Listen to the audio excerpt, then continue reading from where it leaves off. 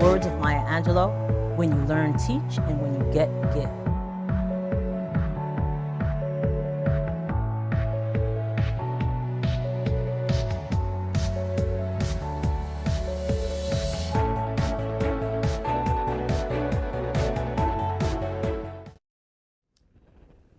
Hey, welcome to Conversations with Verdel Jones. I'm your host, Verdel Jones. Being an educator at heart, I'm dedicated to sharing conversations that inform and enlighten in the hopes that you learn something you may not have known. And we are so excited to have Mr. Jeremiah Jones in studio, my co-host. Once again. How you doing, Jeremiah? I'm doing all right, Verdel. How are you? I'm doing well. I'm doing great. I'm doing really good. Always good to be in the house with my beautiful wife. Oh, thank you, sweetie. And, just chopping it up a little bit, conversating, and enlightening, and all that stuff. Conversing, conversating. We got this thing with conversating and conversing. But anyway. So we have a great show planned for you today. We're going to be talking about some, basically what's going on. So there's a lot of things happening, in the news. There's a lot of things happening in our lives, and I'm sure you're probably going through some of the same things that are happening in our lives, might be happening in your lives too. So we're going to be talking a little bit about that. Yes, indeed. Before we get started, there's a couple of things that I want to make people aware of. The first thing is we're always looking for sponsors for Conversations with Verdel Jones. So if you have a business or you're interested in promoting your business, you can always reach out to us. So the sponsorship availability, sponsorship opportunities available. Our information is right there. You can always contact us. So if you have an event coming up or you want to highlight your products or services, you can do that on Conversations with Verdel Jones. So give us a call and we'll work something out because we need some cash to keep this thing, keep it going. Keep it going, yeah. You got to feed the machine, That's right. That's right. Yeah. So and we love doing this. So we want to make sure that we can continue to to do this and also support businesses out there. There's so many businesses, small businesses that are always looking for some marketing, advertisement. Mm-hmm. So we're here to help you out as well. So check us out and reach out to us about that. Something that I am super duper excited about is an upcoming event we have, and it's called the Write, Rhyme, and Recite Collective, celebrating young poets and highlighting authors. We have great authors that will be participating in this event. It's on June 10th, and that's on a Sunday at Touro Law College in Central Islip. We have Malik Canty. He's a poet. But and he's a published poet, so we're going to have him do a special presentation. I got the opportunity to hear him recite his poetry at an event, and he is amazing. So he's going to be participating. We have Danielle Gaspard. She wrote a book about credit and how you can improve your credit. We have Ebony Gassini. She will be available there. Phoenix Love. I love Phoenix Love. This woman is just, look at her picture. She's like right in the middle there. She's such an inspiration. She is a mental health counselor by trade. She will be there to present her book. We have Nicole Martin, a beautiful person. I've gotten the opportunity to kind of meet all these individuals, and it's just great to get to meet these authors that have a story to tell and information to share. And then the last author there is Martine Mayes. I had the opportunity to meet her at the Curl Expo, the Got Curl Expo. Remember, we had Victoria Stanton here, and we went to the Curl Expo, and I had the opportunity to meet Martine. She is amazing. She's going to talk about fibroids. That her book kind of talks about her journey through healing herself with fibroids. So that's really, it's an interesting subject. So we have those authors that are going to be presenting on June 10th. And another piece of that program, which I'm really excited about, because we did have a program, the Authors Showcase, back in November. We highlighted authors. But now what we're doing is we're bringing in students, and we are offering a Poetry Slam scholarship. So we've selected the top 3 Poetry Slam competitors, or I say Poetry Slam scholars, and they're going to compete at the Write, Rhyme, and Recite Collective. So we, as a group, we kind of took a look at the students and these kids the are top awesome. 3. These kids were awesome. All of them, all of the kids, we sat and listened to their poems, and they were all great. It was a hard decision, but we have 3 dynamic, poets, and their stuff blew me away. So right. It's going to be good, and I think people are going to enjoy what they're bringing to the table. Yeah, so absolutely. I'm excited about that. Yeah, and the cool thing is we have representation, across the island. Central Islip right. High School, right. Walt Whitman High School, and Westbury High School. So we got a little bit of Suffolk, a little bit of Nassau, and one of the schools is our alum. We're alumni of Central Islip High School. Alma mater. Yeah, alma mater. So we're gonna have. When the application started coming in, ask Jeremiah. Ask me. Jeremiah, what was I like when those applications were coming in? Nah, you were excited. I was so excited. Yeah, I was so excited. It's good seeing seeing it to come together and being able to do something for these kids and have them express their talents, and you see what they're giving and then giving back. I was so proud of them. It's great. Yeah, I was so that day. I don't know. I'm gonna be a mess, but it's so cool. I love children. I love young people, and being able. Their energy, right? Yeah, their energy. It keeps you young, and to be able to give back to them and have them, like you said, express their talents it's like I'm giddy about the whole thing. So I'm very excited. Yeah. One of the things, though, that I am asking people to please do is we have a GoFundMe for the scholarship. So we put out a GoFundMe a while ago. About a month ago. About a month ago.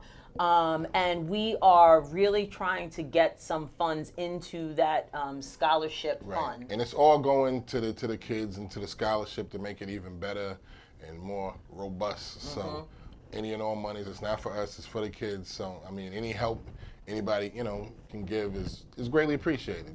So right, and it's you can find it on our Facebook page. I can put the link even in the comments here so you can see it, or you can go to Verdel Jones. You can go to Conversations with Verdel Jones Facebook page. Basically, it's GoFundMe.com/DeliTeach. So you can find it that way. I think it's DeliTeach. I'm pretty sure that's what it is. Yeah. So you guys can support in that way. That would be greatly appreciated. You mean like Wu-Tang, for the children. For the children, exactly, exactly. So we're really excited. We're looking forward to it. You can purchase tickets for the event on the flyer that I had up previously. There's you can purchase them through Eventbrite.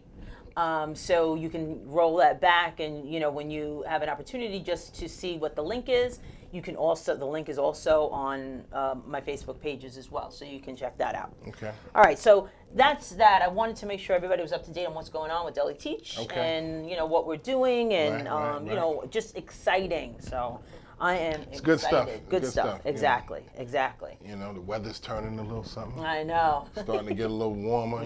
This chill. We got to get this chill off. Because my bones, I'm a little getting a little old. I can't take it. I'm moving. I'm going to Arizona or somewhere. But this chill look like next week it's gonna be a little warmer. Yeah, so it's gonna be nice. I'm excited about that. Yeah, it is. So let's jump right into it. Okay. The thing that I kind of said about this this show was what's going on, and we talk about current events. We talk about a lot of different topics. Right. But we wanted to start by talking about a couple things that are going on. Some serious things. Serious, yeah, exactly. Did you want to start with the breaking news, or did you want to go into Let's go to breaking news. To the breaking news. What's the breaking news? Cosby. Yeah. Just a little while before we came in the studio, and what did we find? He was found guilty on what, 3 counts? Yep. He was found guilty on 3 counts. Yeah, of aggravated indecent assault for drugging and sexually assaulting this woman, Andrea Constant, in 2004. And she was a basketball coach at Temple. Yeah, which where's our daughter goes. And it's heartbreaking. It's heartbreaking for the for the woman in terms of going through it, all the victims, but specifically this one, because we're talking about this particular case, definitely heartbreaking for her to have to go through that, for sure. but I'm sure she feels vindicated today. And it's heartbreaking for a lot of people in terms, and this is a hard one to try to break down, because it's heartbreaking because of who Cosby represented himself. That's how I'll say that. Represented himself to be to people like you and me growing up, you know, and a lot of people in the world. And it's heartbreaking when you see, you know, a figure like that you held in such high esteem, and you find out information that brings them down, you know, and all the positive things that he did, you know, he has done.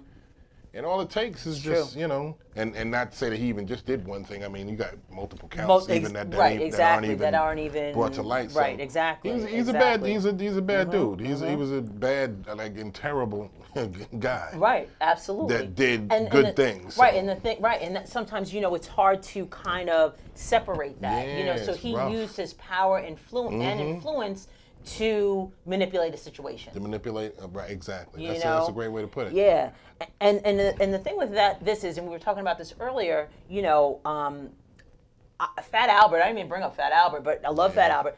I love the Cosby Show. The Cosby Show, for me, for us, was really, it was so impactful. Right. And it was aspirational. A template. It was aspirational. Exactly. And it was like a template for us, or like instructions on how to raise a family. Right. You know what I'm saying? Absolutely. How to govern yourself in situations, and what you should expect from, you know, a family growing up and that type of thing. You know, a lot of, you know, some people came from situations like that, some people didn't. Right. But it seemed like a lot of people aspired to, because they gave off the, you know, the impression, or the you know, the scenes was that, you know, there was a loving family and everybody was trying to do positive things.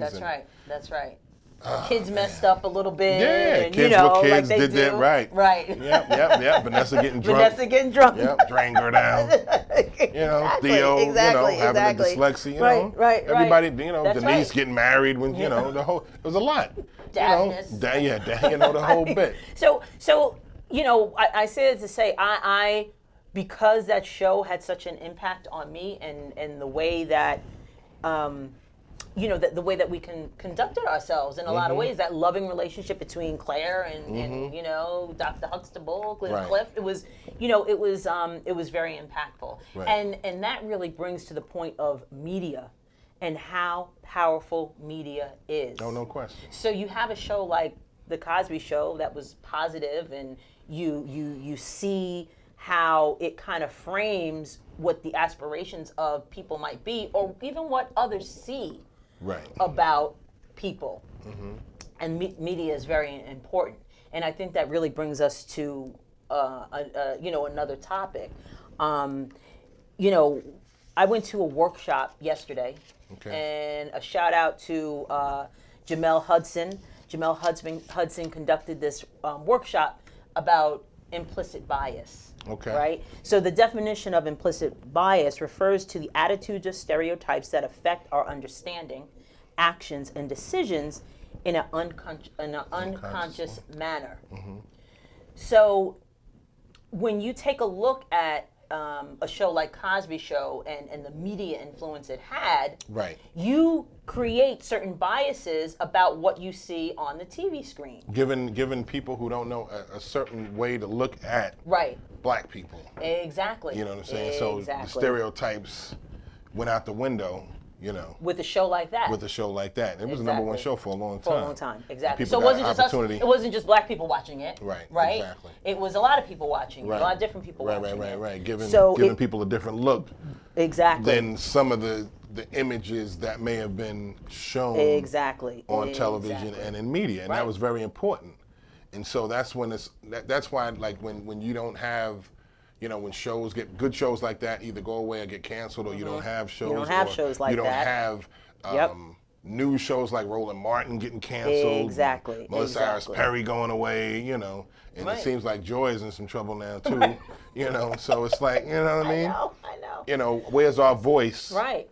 Well, I mean, even like a show like Blackish. So Blackish is a modern, I think, spin on a Cosby Show type of situation. Yeah, it really is, and they touch on really great topics, and it shows such a family system that is not unique. Right. It mirrors a lot of people's No family question. situation. I mean, maybe not the wealth, right. but the family system itself. With the extended family, the mom and the dad living Right. there. Right. So it's really, it's media has such an impact, and I think bringing up the implicit bias part of it has to do with some of the things that we're seeing now. That are going on. Okay. You know. So I guess you're talking about, like, say, Nashville. I'm talking like Nashville, right? Yeah, crazy situation. What is it? The 22nd? What is it? Antioch? It's right outside of Nashville, where a guy goes in there. Well, and I didn't even. Go no, ahead. that speaks to the shootings that we have. But I'm talking about a situation like Starbucks. You know what I'm saying? In other words, in Starbucks. Oh, okay. You know what I'm saying? How it reflects. So, okay, right. So the guys come in there. So the guys coming in immediately. there, they're sitting down, they're waiting for someone. I don't know all of the details, but In Philly. In Philly, exactly. So because of that implicit bias that the manager had toward young black men, I don't know how young they were, but she reacted. Right. So within 2 minutes of them coming into the Starbucks, cops were called because they came in there just like the majority of a lot of people do. They come in there and they wait. They were waiting on another gentleman. I think it was a real estate deal. or something like Right. that. Yeah. So they asked to use the bathroom. Said no, you can't use the bathroom. And for whatever reason, the woman felt, I don't know, that the cops needed to be called because she wanted them to leave. Now, why they had to leave, I have no idea. Right. You know? And that really brings to light that implicit bias. Right. So tying it together with media, it's the images we see in media have such a great impact on how people perceive others.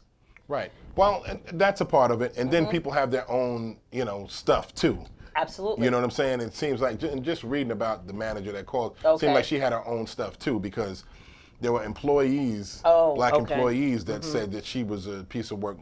Not you nice. know, no, toward people of color Right. in general. Workers and non-workers. Okay. So she had her own bag with her anyway. Right. So cops was called, and that's a whole other situation as far as how the cops handle this, the deal instead of. I don't know. I mean, it seems like a lot of these situations like this, and then you had another one with the woman in the Waffle House that got dragged to the floor, breast exposed. Right. Cops come in there talking about, I'm going to break your arm. Right. It's like, what is that? Are women getting, meanwhile, all it could have been, I thought cops supposed to de-escalate a situation. It seems like they're coming into these situations and escalating the situation. Somebody's getting arrested over plastic spoons, asking about, plastic spoons, and she wanted to talk to corporate or what have you.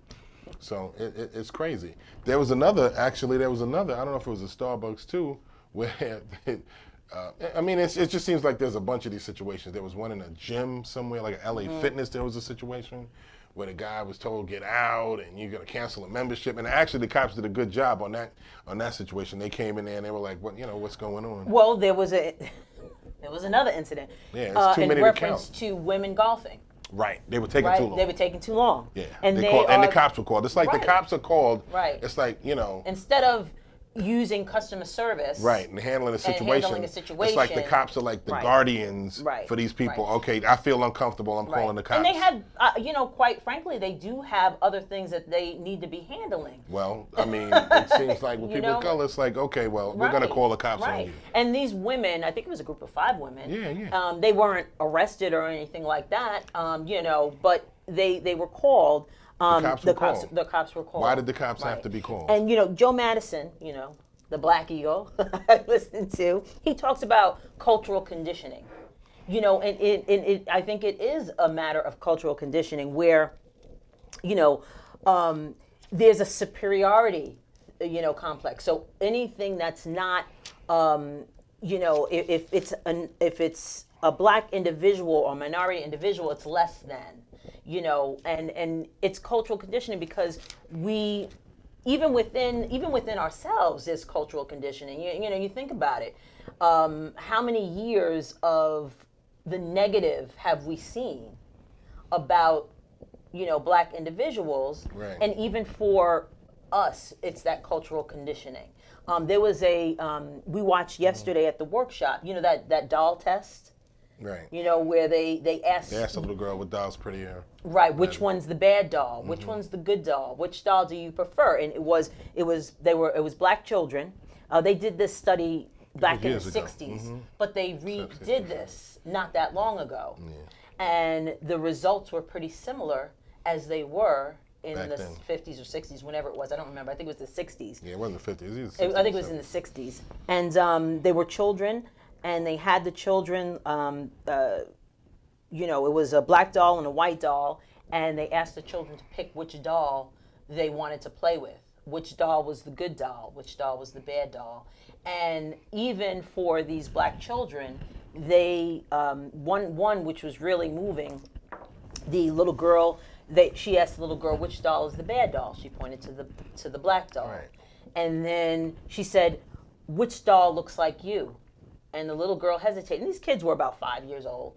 She hesitated, and she picked the black doll and just like moved it away, because that was representative of her. So it's a lot of, it's cultural conditioning. It's crazy. Yeah, and it really has an impact. So going through the workshop that I went through, I think it's important for people to be aware of it. You might not be able to change people's ideas and opinions, but when you're talking about their actions and decisions that they may make based on that, that's when you can hopefully make an impact, because maybe they're more cognizant of it. Because sometimes they're not. It's unconscious. Sometimes it is because of the cultural conditioning. Okay. So now that brings us to, more about what's going on in Nashville. Yeah. Yeah. Outside of Nashville. That was crazy. Yeah. And like I was saying, this guy goes into it, and I didn't even realize until I was reading a little bit more up on it. It was like 3 a.m. It was early morning. Guy goes up into a Waffle House with just a jacket love Waffle on. House. Right. Yeah, I love Waffle House too. I mean, come on. Yeah, it's just crazy.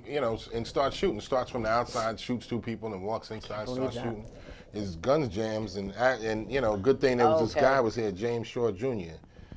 He bum rushed him, took the gun away from him. He's like in his 20s. He looks like he was, okay. Mid to late 20s. Yeah, okay. Yeah, bum rushed him, snatched the gun out of his hand. The guy took off into the woods naked. Why was he naked? Because he's crazy. Right, because exactly. Because he's a psycho. That's why he was naked. And and 4 young lives was taken. And the thing that disturbs me about it, this same dude, man, in July he was arrested. Yep. Near the White House. Right. Because he's involved in some group, anarchist type group that they don't have to abide by this country's laws and all this type of deal. They don't. Is that like Waco? Was Waco something similar I'm not to sure, that? Probably. Yeah. Okay. Yeah, and they burnt them up or whatever they did over there. That's crazy. I think yeah, and he's involved in that. And he was arrested, and he got his guns taken and whatever. Somehow his father got his guns back. One of the guns, which is the AR-15. He's from Illinois. Illinois, right? Yeah, he just recently moved to Tennessee. Oh, okay. And and he, outside of the White House, said he wanted to see the president and all this other stuff with his guns and what have you. And, Donald Trump was in office at this particular time, which is important. So, he got his guns taken away, and I guess he was put on some sort of probation type of deal. And once it was up, his guns were, somehow his father got his guns back, right? Oh, right, okay. And his Maybe father they surrendered gave the guns, them to the father for whatever reason, or? The father gave the guns back to this Right. nut. And then, I think it was like the day before.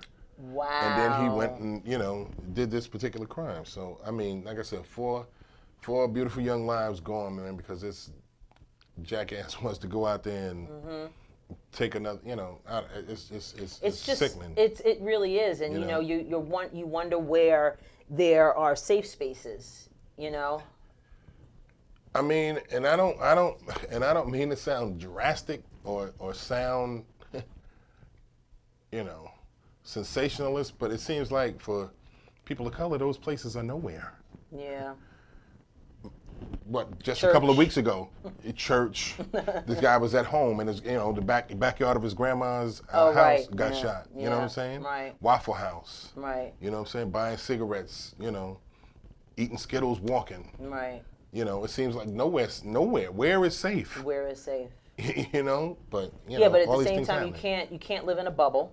No, you got to keep it So- pushing. But I mean, you know, it's crazy. So what? So, you know, and you hear this all the time.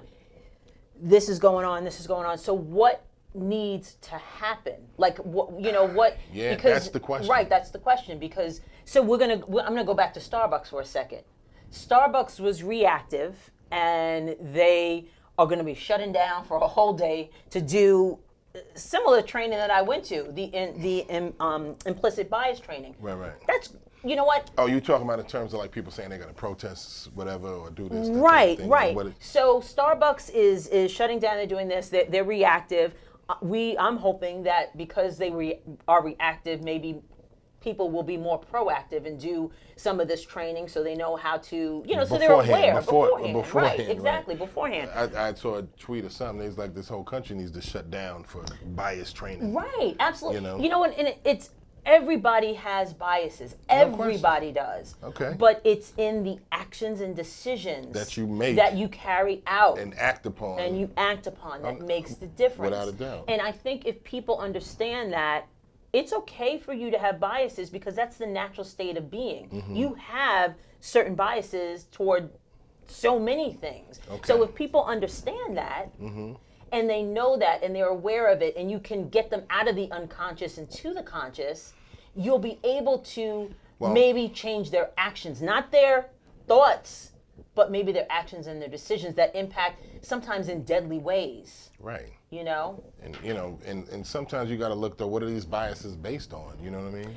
It could be based on your experiences. It could be based on what you see in the media. We said media is so powerful. So there's a lot of reason. There's some stereotypes out there that people really hold on to that, you know, and we know a stereotype is something that you paint a broad brush about certain people.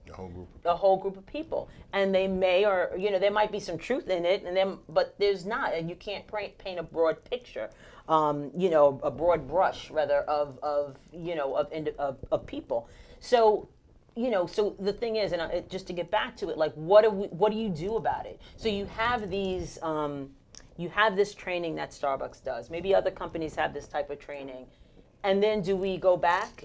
In my district, we used to call it like the rubber band theory. You stretch it out, you get people to move, stretch it out, and then when you walk away, the rubber band snaps back. Right. You know, and it's the same thing. So what do we do?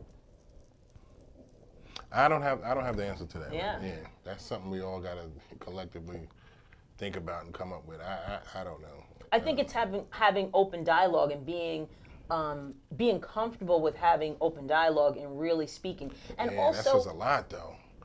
I mean, you know, I don't know. I think with anything, when you talk about like a solution to something, right? This is how I think about things when it comes to like having a solution, like, because and you're right, you're absolutely right. That's the end goal, open dialogue. But I think it has to be steps toward things that have to, because people, whenever there's a problem, they say, yeah, you got to have open dialogue, you got to da-da-da. There has to be little steps that bring you to that, like, mandatory things that have to happen, because people aren't just going to do that. Right. With any situation, think about any situation, right? And you know, the end game is to have people, you know, do A, B, and C. We want. Right.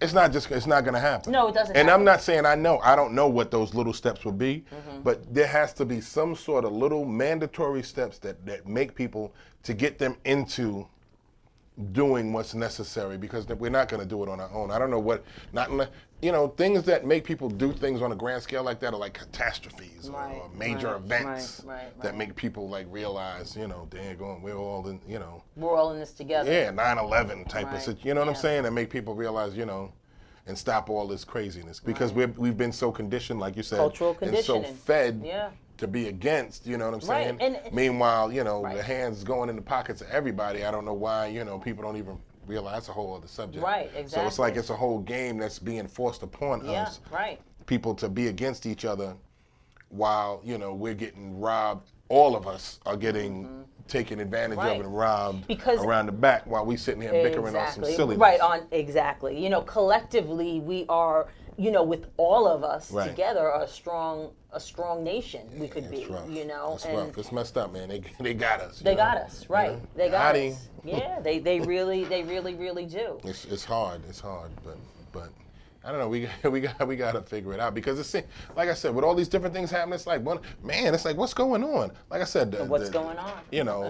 And I even forgot about the gentleman that got killed in the grandma's backyard. It's like one thing after another. You don't see that there's some people. Something's It's like going on. you're just blowing things out of proportion. You can't really see that what's going on with all these different murders and killings and harassments, and you don't see it. I mean, this is not it shouldn't be a regular thing. I don't understand why you don't understand this. It's kind of mind-boggling. well, now it's to me being sometimes. televised. Like things were happening before, but now with social media, instantly when something's happening. So it's been going on, but now it's more out there. Right. So okay. So It's and more out there. that's the thing, because everybody has a camera and everybody, right? So if this wasn't happening to just a group of a certain group of people or a certain demographic, then you would see a whole bunch of these from everybody, right? Right. But you don't. I know what you mean. I see what you're saying. Yeah. Because yeah, everybody has a camera, everybody can record. I mean, Right. I'm not saying it never happens anywhere, Right. but you would see all type of situations. But you see a certain group of people all the time with some situations. Well, you also, you can talk about, Parkland, and mass shootings and things like that as well. Yeah. Yeah, that's a whole other time. Right. Yeah, right. So that's going on too. And that goes to the our higher ups, the people at the very top, our leader, our commander in chief. And I don't even like to talk about it too, but just like talking about the Nashville situation. You have a person that was arrested outside of the White House Right. when he was in office, right? Yeah. So trying to come at him, right? And then this guy kills 4 people, Right. and you have this hero that stops him. They arrest the guy, not a peep. Right. Not a peep. And this is the same person that sits on the toilet at 3 in the morning, tweeting up a storm about any and every little crazy. He went on a rant today on Fox and Friends. I think he screwed himself because he, said something about, Michael Cohen, but that's a whole other thing. Right. Yeah, I know they were saying like there was this big news. It was a big news when day, he- and I don't yeah, even know what yeah, happened yeah, today. yeah. I mean, But besides anyway. the Cosby But and not all a peep, that. not a peep. Not a peep. Not a peep about this, about the hero. You would think this would be somebody that you would want to, I know. give congratulate to, but now he talking about, thanks Kanye. And that's a whole He thanks Kanye. yeah, for his, for this psycho, this nut job wearing the hat and acting all. Thanks Kanye. You know. That was one of the tweets. Yeah, yes. He said, and I think he said it in the interview. Thanks, Kanye. And, where's my? You know what? Wait, you got a spoon? No. I need a spoon. I need something. Cause we got to get Kanye woke up. I'm gonna use my.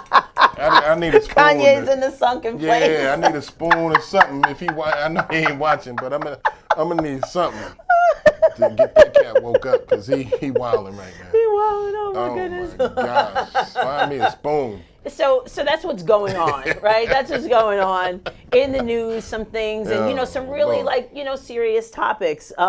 So we're gonna take a quick break. We're gonna show, guys, I wrote a book, so I want you guys to check She wrote a out. book. I wrote a book. It's called The Parent Agent. So we're gonna take a quick break, and we're gonna play The Parent Agent. And when we come back, we have some more stuff to talk about.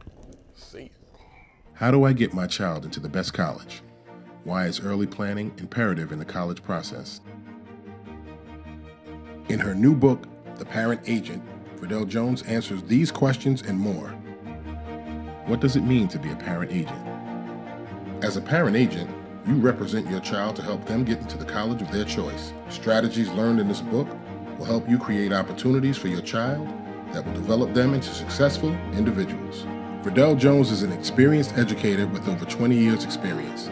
She has personally visited hundreds of college campuses and holds extensive knowledge about the higher education selection process and has helped hundreds of students. She has also successfully been a parent agent for her own children. In her new book, The Parent Agent, you will be given concrete information on how to visit colleges, learn why knowing your child is critical in finding the right college, Understand why starting early can make all the difference in keeping your child on track for higher education. Gain an understanding of the financial aid process and discover steps needed to financially plan for college expenses. You will also receive useful resources and checklists to keep you organized and focused. All of this information and more is contained in Verdel Jones's new book, The Parent Agent. So let this book be your guide through the college process to get to the end goal, your child enrolling into the college of their choice. To get your copy of The Parent Agent, go to deliteach.com and order your book today. So welcome back, and I just want to say thank you to everyone who's watching out there. We really appreciate you guys supporting us, as we chat it up. Converse. As we converse. Just chop it up, not chat it up. Chop it up. Yeah. All right, chop it up. Come on now. Okay. So we're gonna switch gears a little bit because we talked about what's going on. That was the topic. We're gonna Downshift. Yep, that's right. What was that? Like a 4-speed or 5-speed? Depending on what you run. Okay. What you drive, what you know. All right. You remember how to? Oh, I'm yeah. saying that would have sounded kind of cool. I was going to ask you, do you remember how to work a stick? This is a rated G show. Yeah, it's a family program. All right. So we were saying at the opening, we have a lot of things going on. Yeah. A lot of things going on, a lot of exciting things going on. Yeah, and one of the great things that's going on is our daughter Maya. Yes. Is graduating in another couple of weeks from Temple University with her degree in journalism. TU. Strong J. Strong J. We are very, very, very proud of her. She's about to step out in the world and do big, great things. She's been doing big and great things the whole time. So we're real excited about that. So graduation season for college students is coming up. A lot of graduations happen on Mother's Day. A lot of them do. Yeah, why did they do that? I don't know. Marcus graduated on Mother's Day. Yeah. So we were there for his graduation on Mother's Day. Maya's graduating on the 10th. So, we, like Jeremiah said, we are really excited about that and very proud of her. Yeah. So what happens, I was talking to Maya last night. She called about, I don't know, it was like 10 o'clock. By the time I got off the phone with her, I'm like, Maya, I'm going to fall asleep. Y'all on the phone for a long time. We were on the phone for a long time. And she was talking, we were talking about, we just talk about all kind of things, but we were really, kind of chatting about what she's going to do after, her plans and her aspirations. And Maya is very good at networking. Right. Yeah, and that's really important for students to be able to do. Yeah. So one of the things we wanted to talk about was, that process, really. Of networking and because I don't know, man, it seems, I don't know if it's a generational thing, like this generation and networking. I mean, like we said, Maya is good at it. Mm-hmm. So Marcus was not so great at it. He's getting better. Mm-hmm. But I don't know. I mean, it started younger. Mm-hmm. Remember how, when they were young kids, and if we see, I don't know if that's a parent thing. I don't know if that was if we would see one of their friends in the store, or anywhere, when we were out, we'd be like, oh, Maya, there's so-and-so. little so-and-so. Yeah. She's like, it's like, no, stop, Hey, man, isn't that your friend? Ain't that your girl? So, I know what that went on throughout her, growing up or what have you. But, we're trying to impart on them, and we've been trying to impart on them that networking is major. You know what I'm saying? Major. A lot of connections, a lot of things you get in life or opportunities come through networking. Right. So when I was talking to Maya, she was explaining to me that she went to an event on Monday on her campus, and it was this online, I can't remember the name of it, but it was this online show that she just started watching, and she found out they were going to be on her campus. So she went to the event early. Right.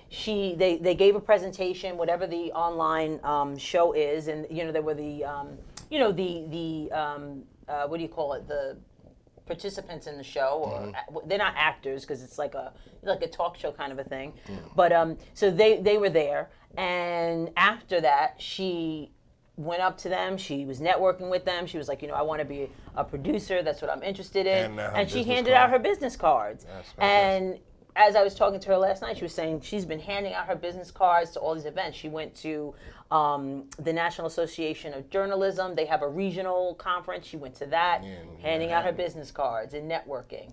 And she was talking to Kevin. That's when she met Kevin Powell. That's right. She met Kevin Powell. Yeah, met Kevin Powell. Right. I forgot about that. They were talking it up. They was. Yeah, because she was like, I met this guy. He did the keynote, and I met this guy. He is really cool, and I'm not sure if you know him, Kevin Powell. And we're like, really, Maya? He's like, he's a great, And he was writer. so. She said he was so nice. He was so nice and willing to help her out. So exactly. You would never know if you don't, approach and. What's your saying, Jeremiah? I say it all the time. Closed mouths don't get fed. That's right. I tell you that all the time. You do. Gotta speak up. I know. You're absolutely right. What's the worst people gonna say? That's right. What are they going to say? No, I can't. And that's it. And, right. and then you move on. You keep moving. Yeah. But they might say yes, or they might say I can help you. Right. So you gotta ask. There's no harm in that, at all. And I try to impart that in my kids, man. Don't be afraid to ask. Right. 'Cause sometimes people are just waiting for someone to ask. That's absolutely right. And that's a great segue because we were also talking to our children about mentors. And I just want to show Felicia Fort, the mentor. She wrote a book about mentoring. And we had her, the mentor model, and we had her, she was part of the author showcase, and she also did a show here as well. And her show talks about the power of mentorships and how to be a mentor. And one of the things we talked to the kids about was the how to mentor. The other book that I wanted to highlight, because we're going to talk about that as well, is The College Strategy, and that's Lenita Halston. Lenita was also part of the author showcase. She also was on the show, and she also came up. She's from Maryland. Mm-hmm. She also came up to do a workshop for SUNY Farmingdale students, and we had a live studio audience. We filmed it in at Brentwood Country Club on Long Island, and she was there, and she talked to the kids about what they should do in college. So I wanted to kind of talk a little bit about that, because as Maya gets ready to graduate, Marcus is in the workforce. I wanted to really, talk about what parents can do to help their students, their children rather, in these different, in these different areas. So we were talking to Marcus about mentorship and the importance of mentorship. I'm handing it to you. Go. Mentorship, go. Well, I mean, what did we tell him? We told him it's important. It's important. He's never really had a mentor. Right. In college or in the workforce so far that he's been involved in. Yeah, so exactly. He's in a position now where he's about to get into a position where there's a great mentor involved, and we just wanted to let him know that he should definitely use this opportunity to get all he can out of this gentleman, and knowledge wise, and the gentleman is willing to help, and that's what he wants that's the key. to do. Right. Is mentor young people like himself. So he's in a great position now to learn and to get knowledge, and that's what the whole mentor thing is all about, because they've been where you want to go. Right. So that's just it's to me it's a no-brainer. Right. So what we were saying to him was, he has some awesome friends that his college friends he's really, really close to them now, and they're all talking to each other. Yeah, those are the only people that he really back and forth, but they all know what they know about the same thing. And they're all in the same position. They're all in the same position. They haven't been to where they want to go. Right. So you have to talk to somebody, like I said, who's been where you want to go, or at least knows has avenues where has experience to for you to get to where you want to go. And he's made some connections. But I don't think so. For parents out there with children who have graduated college, or even are still in college, the importance of a mentorship within their field of study or in a career that they're interested in pursuing, it's really important. Yeah. And finding the individuals that are willing to do that. And there's so many people. I know for myself, one of the one of the things that I love about my job is when I did have new people coming in, was mentoring them, and I still, can mentor even if they've been in the job for a while. It's just they're looking at me for certain knowledge or certain skill set that I have, and I love it because I love sharing my experiences. I love sharing with individuals to be able to help them, and that's what a mentor really does. And then Marcus was like, "Well, did you have a mentor when you were?" And I did. When I started teaching, I had a mentor. I had a few mentors, and they were willing to kind of show me the ropes, and it was really important because they'll let you know, oh, you shouldn't do that, or why don't you try this? And it's really important, to have that mentor. Definitely. Working with you. Being, and me being in the, starting off, being in the military, that's all you have is mentors. Okay, in right. the military, you know what I'm saying? When you're coming in young, you have no idea. I mean, it's set up. The system is set up Kind of that way. Right. to have mentor, in your pay grade, and I mean not in your pay grade, but in your specialty or whatever. You have nothing but mentors to rely on, and so it's very important. Yeah, and I think people naturally want to help. Yeah. They want to. Yeah. Most people, they want to help. They They like doing that. Right. I see a young person, I'm like, willing to soak up. Yeah, some let knowledge. me help them. Get me at them. So Yeah. I can help them out because you've as mature people, we've seen some things that can really help. And what's that? That's like for old. That's like old. It's old. Older people. Mature equals old. Seasoned. Seasoned. I like that. Seasoned. Little Larry's with seasoned. Larry's. A little lemon pepper. Little lemon pepper. But so yeah, we want to do that. We want to, and you know what? And a mentor, not only for your profession, but mentor for life because. Let's face it, when you're at work, your life comes into play. So those mentors can kind of help you navigate some of that stuff as well because they've been there, Yeah, you spend so much time there. You talk about all kind of stuff. All kind of stuff. Yeah, exactly. It's one of the best parts of my job is it's a counseling office, so all we do is talk. Counsel each other. We talk that's all we do. Yeah, that's all we do. So that mentor. The mentor piece is important when you're in college, but it's also extremely important when you get into the workforce. So if you right after, and then you're going to continue with that, with the mentor. You're always going to go back to your mentor and have those conversations with them about maybe different ways to go or different strategies or whatever it might be. Right. Yeah. So that's one piece of it. The other piece that I think is so important is for if you have if you have children in college, and like we showed with Lanita Halston, she wrote a book, The College Strategy, that kind of really speaks to that. And you had the experience or you've been able to see her presentation. And what are some of your takeaways with that as far as that's concerned?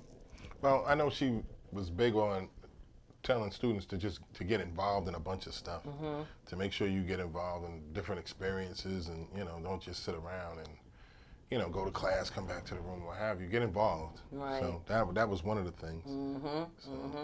And also, by getting involved, because really, when you're going to college, with the ultimate goal is to gain employment once you get out of college. And don't wait, right? Don't wait till you graduate to start. Right. I mean, you could start freshman year looking at, you know what I mean? But I mean, don't wait till you get out, like your senior year, like now, to be like, okay, what am I going to do as far as, you should start working on your resume as far as what you're going to be presenting to an employer as soon as you go to college. You know what I'm saying? Right. Because a lot of that stuff that you do, you can put on a resume. Right. Because this is basically, that'll be like your job, your experience is this college. So, things that you do in college, you can translate that to, relatable skills to put on a resume for college. So and the thing is, right, exactly, and it's transferable skills. Right. So say for example, you're in charge, you're the treasurer of some club. Right, yeah. And you could talk about finances and fundraising that you've done. Right. And that is a transferable skill that you could take to an employer. Right. And you don't necessarily have to put on the resume, I was the treasurer of the Star Wars Fanatic Club. You know what I'm saying? You don't put the Star Wars Please part. don't put that. No, but I'm just saying. You just say I was the treasurer of an organization. Right. Right.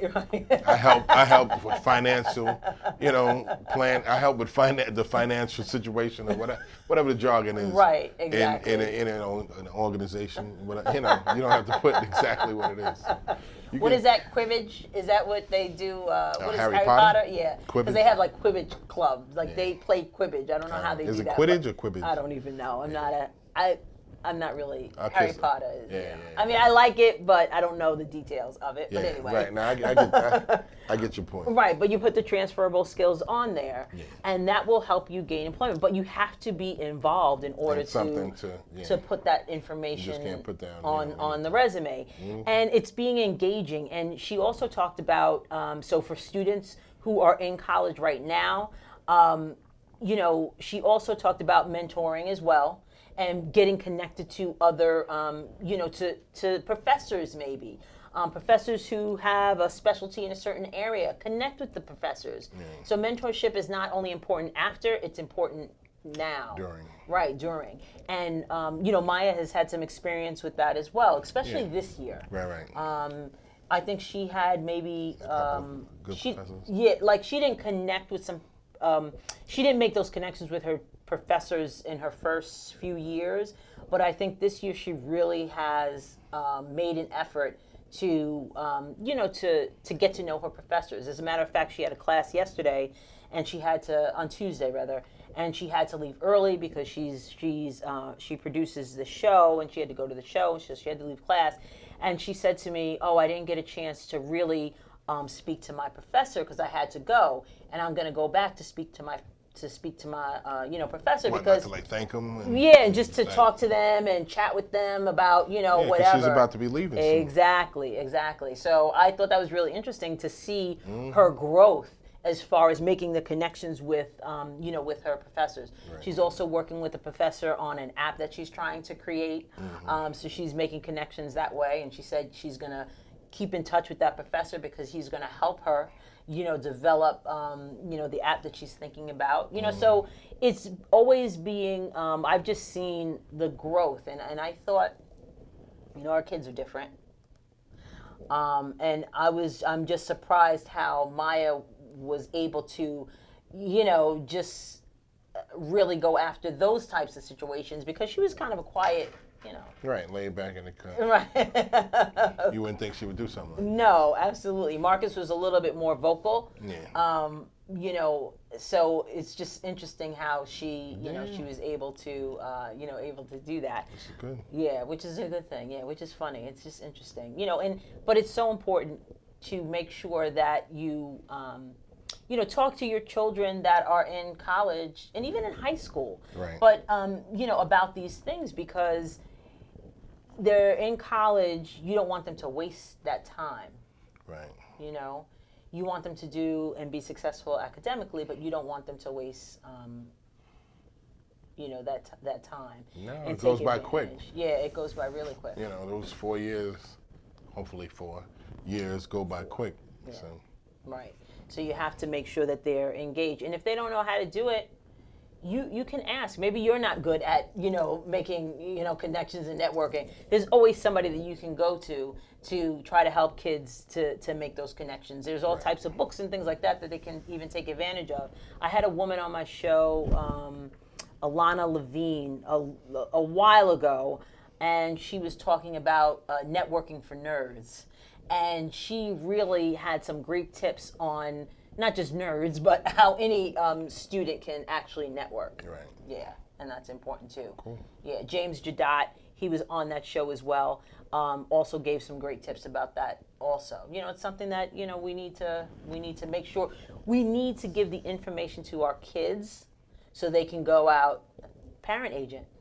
We need to give the information to our plug. so they can go out and actually do it, and it's important for us to have those conversations with our children about those things. Yes. So, we had a lot of information to share this evening.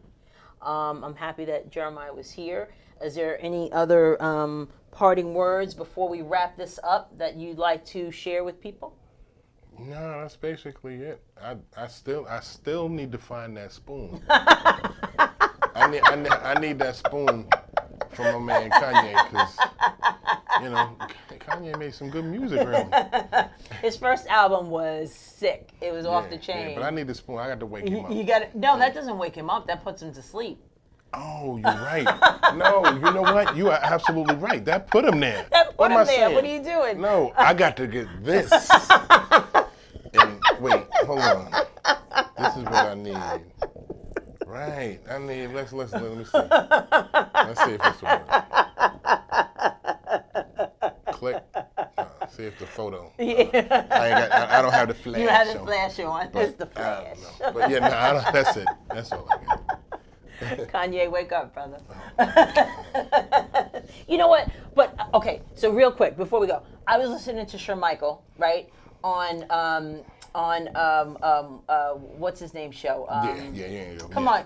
Yeah, No, stop. What's his name? Come on, Jeremiah. I don't know. I'm drawing a blank. I don't know. Yeah, what Armstrong.